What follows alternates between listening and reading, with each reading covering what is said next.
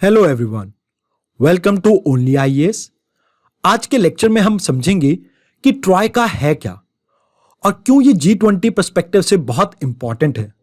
साथ के साथ हम ये जानने की कोशिश करेंगे कि क्यों इंडोनेशिया और इटली इसमें इंडिया के साथ पार्टिसिपेट कर रहे हैं। अब यहां पे आपके माइंड में कुछ डाउट चल रहे होंगे कि क्या ये एक ऐसी ग्रुपिंग है जिससे हम कंटेन करने की कोशिश कर रहे हैं चाइना को, खासकर जब हम बात करते हैं G20 की, या ये एक ऐसी ग्रुपिंग है जिससे हम फाइनेंशियल एक्शन टास्क फोर्स के थ्रू पाकिस्तान को ब्लैक लिस्ट में लाना चाहते हैं। इस वीडियो में मैं आपके इन्हीं डाउट्स को क्लियर करूंगा। बात की जाए G20 की तो ये एक बहुत इंपॉर्टेंट टॉपिक है आपके यूपीएससी के लिए। ऐसा मैं इसलिए कह रहा हूं क्योंकि लास्ट 10 सालों में लगभग 5 बार यूपीएससी ने आपको इस टॉपिक के बारे में पूछा है या इससे रिलेटेड इंफॉर्मेशन के बारे में पूछा है। तो आइए शुरुआत करते हैं आज के लेक्चर की।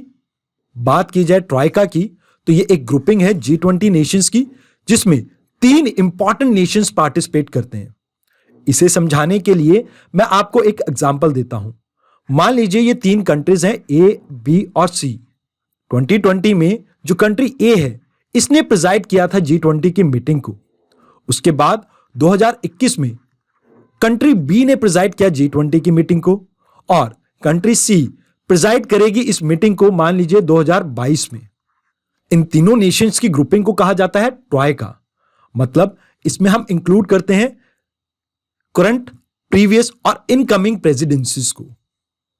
अब यहां पे इंडिया के साथ इटली और इंडोनेशिया इसलिए पार्टिसिपेट कर रही हैं। करंटली G20 की मीटिंग को चेयर करेगा इंडोनेशिया यानी 2021 में, और प्रीवियसली 2020 में इटली ने इसे चेयर किया था। व्हेयरएज इंडिया के पास इसकी प्रेसिडेंसी आएगी 2022 में। यहां पे गलती से मेंशन कर रखा है 23, इसे आप चेंज करके 2022 कर लीजिए। अब जानते हैं इस ग्रुपिंग को फॉर्म करने का पर्पस। देखिए, जैसा कि आप सभी जानते हैं कि G20 की कोई परमानेंट सेक्रेटरीट नहीं है और ना ही इनके कोई परमानेंट हेडक्वार्टर्स है, जिसकी वजह से इनके एजेंडाज में कंटिन्यूटी और कंसिस्टेंसी मेंटेन करना थोड़ा मुश्किल था। और इसी मुश्किल को दूर करने के लिए हमने ये ग्रुपिंग फॉर्म की। जैसा कि मैंने आपको अभी बताया कि इस साल इंडोनेशिया इसे हेड करेगा।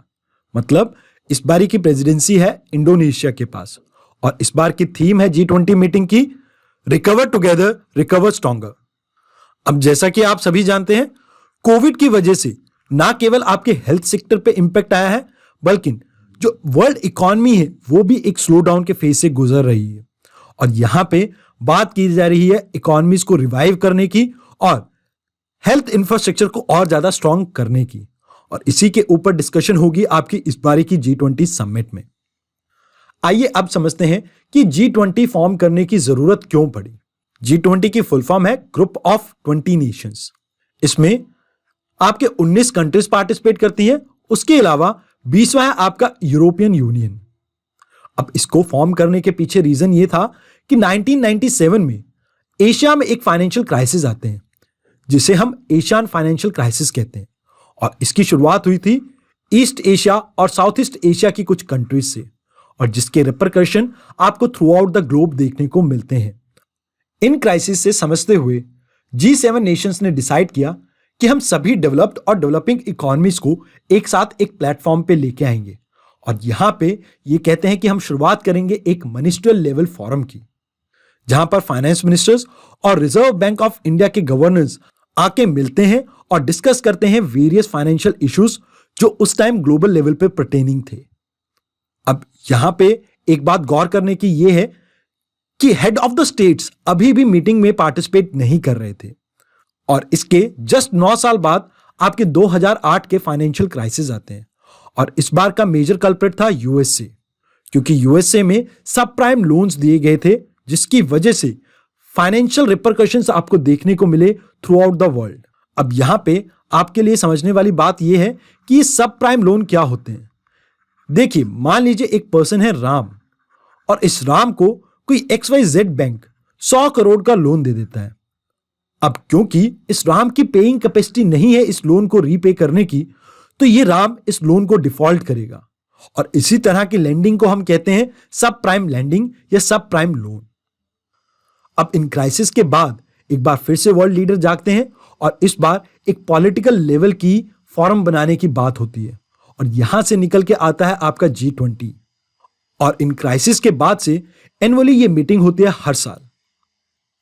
अब बात करते हैं इंडियन पर्सपेक्टिव की कि इंडिया क्या रोल प्ले कर रहा है इन G20 समिट में। तो इंडिया कोशिश करता है कि सभी वाइटल और इंपॉर्टेंट इश्यूज को वो उठा सके इन G20 समिट में, जो ना केवल इंडिया के लिए इंपॉर्टेंट है बट ग्लोबली भी बहुत ज्यादा इंपॉर्टेंट है। इन समिट्स में इंडिया कोशिश करता है उन वनरेबल सेक्शंस की आवाज उठाने की जिनकी वर्ल्ड में कोई नहीं सुन रहा। अब फॉर एग्जांपल यहां पे मैं बात करना चाहूंगा अफगानिस्तान की, जिसके इशू को लास्ट ईयर इंडिया ने G20 समिट में उठाया था। अब क्योंकि सभी वर्ल्ड लीडर्स चुप हैं अफगानिस्तान इश्यूज पे, तो इस वजह से इंडिया ने ये इशू उठाने की कोशिश की थी। इसके अलावा यहां पर एक इंपॉर्टेंट फैक्ट जो आपको याद रखना है, इंडिया पहली बार होस्ट करेगा G20 समिट को और इंडिया पहली बार ही ट्रॉयका का मेंबर बना है और यहां पे ये क्लोजली वर्क करेगा इंडोनेशिया और इटली के साथ ताकि एक कंटिन्यूटी मेंटेन कर सके G20 एजेंडाज में। अब बात की जाए कौन कौन सी कंट्रीज G20 की मेंबर्स हैं, तो यहां पे आप मेंबर्स को दो हिस्सों में डिवाइड कर सकते हैं। एक है G20 कंट्रीज जिसमें हम यूरोपियन यूनियन को ऐड करते हैं, वेयरएज कुछ कंट्री होती है गेस्ट कंट्रीज जो या तो ऑन इनविटेशन या कभी कभी ही इस समिट में पार्टिसिपेट करते हैं। अगर बात की जाए परमानेंट मेंबर्स की, तो यहां पे Canada, USA, Mexico, Brazil, Argentina, UK, France, Germany, Italy, Russia, Turkey, India, south Africa, Saudi Arabia, China, Australia, Indonesia, Japan और साउथ कोरिया, ये कुछ इंपॉर्टेंट G20 मेंबर्स हैं। वेयरएज गेस्ट कंट्रीज की बात की जाए तो यहां पे आपको याद रखना है Spain, Netherlands, Norway, Vietnam, Singapore, Guyana and Senegal, ये कुछ इंपॉर्टेंट कंट्रीज हैं जो एज अ गेस्ट पार्टिसिपेट करती हैं G20 समिट्स में। अब बात की जाए ये G20 समिट वर्क कैसे करती है, तो यहां पे आप इनकी वर्किंग को दो ट्रैक्स में डिवाइड कर सकते हैं। एक होता है फाइनेंशियल ट्रैक, यहां पे आपके जो फाइनेंस मिनिस्टर्स हैं और सेंट्रल बैंक के गवर्नर्स हैं वो आके इस मीटिंग में पार्टिसिपेट करते हैं और यहां पे फोकस किया जाता है मॉनेटरी और फिस्कल इश्यूज पे। उसके अलावा क्या फाइनेंशियल रेगुलेशन लेके आनी चाहिए जिससे वर्ल्ड लेवल पे ट्रेड को हम और अच्छा बना सकें, इसके ऊपर फोकस किया जाता है। इसके अलावा बात की जाए शेरपा ट्रैक की, तो यहां पे आपको याद रखना है कि ये एक पॉलिटिकल इंगेजमेंट है जहां पे आपके वर्ल्ड लीडर्स आके मिलते हैं। For example Indian prime minister, president of USA और भी बाकी देशों के जो हेड ऑफ द स्टेट हैं वो आके इस मीटिंग में पार्टिसिपेट करते हैं। ना केवल इसमें पॉलिटिकल एजेंडास को डिस्कस किया जाता है, यहां पे फोकस किया जाता है डेवलपमेंट पे, एनर्जी पे और एंटी करप्शन पे भी। Now let us discuss about कि G20 का स्ट्रक्चर क्या है। बेसिकली हमने इन G20 कंट्रीज को 5 ग्रुपों में डिवाइड कर रखा है और हर ग्रुप में केवल 4 मेंबर्स ही होते हैं। अब इन्हें इन ग्रुप्स में डिवाइड करने का रीजन ये है ताकि हम इंश्योर कर सके रीजनल बैलेंस को। अब बात की जाए इंडिया कौन से ग्रुप का पार्ट है, तो इंडिया ग्रुप 2 का पार्ट है जिसमें आता है आपका रशिया, साउथ अफ्रीका और टर्की। अब बात की जाए प्रेसिडेंसी कैसे चूज होती है, मतलब कौन सा देश इस G20 मीटिंग को हेड करेगा, ये कैसे डिसाइड होता है। तो इसके लिए इन 5 ग्रुप में रोटेशन बेसिस पे हम प्रेसिडेंसी को शेयर करते हैं। फॉर एग्जांपल मान लीजिए ये ग्रुप 1 है, ये 2 है, 3, 4 एंड 5। पहले साल ग्रुप 1 के मेंबर्स में से एक कंट्री प्रिजाइड करेगी, फिर 2 में से, 3 में से एंड सो ऑन। अब 6वें साल क्या होगा, जो आपका ग्रुप 1 है उन्हीं कंट्रीज में से कोई कंट्री प्रिजाइड करेगी आपकी G20 मीटिंग को। अब यहां पे मकसद इन ग्रुपिंग और इस रोटेशनल पॉलिसी का यह है ताकि हम इंश्योर कर सके रीजनल बैलेंस को। यहां पर प्रेसिडेंसी को चूज करने के लिए कोई फॉर्मल वोटिंग नहीं है, एक जनरल कंसेंसस के बेसिस पे हम इसे अचीव करते हैं। अब जैसा कि इस लेक्चर की स्टार्टिंग में मैंने आपको बताया था कि G20 का कोई परमानेंट हेडक्वार्टर या सेक्रेटरीट नहीं है, जिस वजह से जो भी कंट्री G20 को हेड कर रही होगी, यानी जो चेयर कर रही होगी इस मीटिंग को, वही सेक्रेटरीट से रिलेटेड सपोर्ट को प्रोवाइड करेगी G20 को। आइए अब डिस्कस करते हैं कुछ प्रीवियस ईयर क्वेश्चन। देखिए, ये जो पहला क्वेश्चन है इसका आप स्क्रीनशॉट ले लीजिए और इस दूसरे क्वेश्चन का भी आप स्क्रीनशॉट ले लीजिए। ये दोनों ही क्वेश्चन आज के टॉपिक में हमने बहुत अच्छे से कवर किए हैं, तो मैं चाहता हूं कि आप इसका आंसर कमेंट बॉक्स में मेंशन करें। अब बात की जाए थर्ड क्वेश्चन की, तो ये थोड़ा ट्रिकी है बिकॉज ये करंट अफेयर से लिंक्ड है, तो आइए इसे समझते हैं। The term digital single market strategy seen in news refer to. अब यहां पे ये जो डिजिटल सिंगल मार्केट स्ट्रेटेजी है ये यूरोपियन यूनियन की थी, तो इस वजह से यहां पे आपका ऑप्शन सी करेक्ट है। अब ऐसा सिमिलर क्वेश्चन आपको यूपीएससी पूछ सकता है ट्राइका के बारे में। अब ऐसा सिमिलर क्वेश्चन आपको ट्राइका के बारे में भी आ सकता है कि ये रिलेट करते हैं या ये किसके रेफरेंस से है, तो यहां पे आपका आंसर हो जाएगा G20। अगला क्वेश्चन है the term regional comprehensive economic partnership often appears in news in context of affairs of a group of countries known as G20, ASEAN, SCO and SAARC nation. अब यहां पे इसका आंसर है ASEAN countries. Basically ये regional comprehensive economic partnership एक free trade agreement है ASEAN countries और 5 countries के साथ।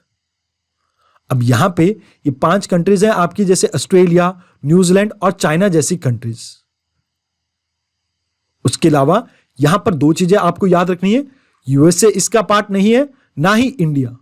ऑल्दो इनिशियल डिस्कशन में इस RCEP की इंडिया पार्टिसिपेट कर रहा था, but because of its own issues India ने इस फ्री ट्रेड एग्रीमेंट से पुल आउट कर लिया, जिसकी वजह से जो इसकी फाइनल आउटकम है उसका पार्ट नहीं है India. In the context of affairs of which of the following phrase special safeguard mechanism mentioned in the news frequently? UNEP, World Trade Organization, ASEAN India free trade agreement और G20 summit.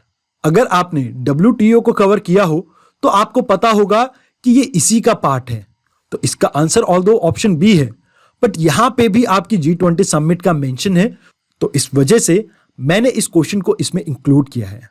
अब यहां पे आपके लिए समझने वाली बात यह है कि आपको कई बार ऑप्शन को एलिमिनेट करने के लिए भी ऐसे आर्टिकल को पढ़ना चाहिए। तो आज के लेक्चर के लिए इतना ही। आई होप आज की वीडियो आपके लिए काफी इंफॉर्मेटिव रही हो और आपको इससे कुछ सीखने को मिला हो। Thank you very much.